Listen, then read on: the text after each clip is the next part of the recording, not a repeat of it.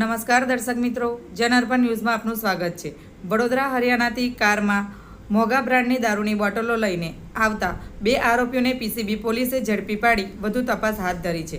PCB પોલીસે મળેલી માહિતીના આધારે ગોલ્ડન ચોકડી ટોલનાકા પાસે વોચ ગોઠવી એક કારને શંકાસ્પદ હાલતમાં ઊભી રાખી હતી।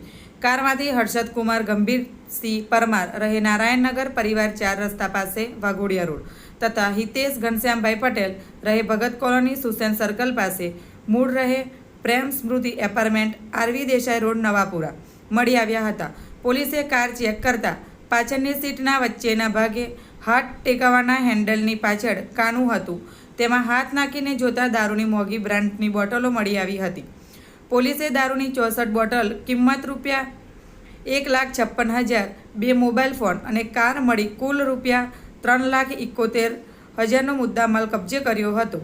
પોલીસે હાથ ધરેલી પ્રાથમિક પૂછપરછ દરમિયાન એવી વિગતો જાણવા મળી છે કે આરોપીઓ કોર્ટના કામ માટે દિલ્હી ગયા હતા। ત્યાંથી પરત આવતા સમયે ગુડગાંવની શરાબની દુકાન પરથી દારૂ ભર્યો હતો। આ દારૂ વડોદરા કોઈ ગ્રાહક મળી જાય તો વેચી દેવાનો હતો। આવા જ નવા સમાચાર જોવા માટે જોડાઈને રહો જનઅર્પણ ન્યૂઝ સાથે। અમારી ચેનલને લાઇક કરો, શેર કરો, સબસ્ક્રાઈબ કરો। ધન્યવાદ।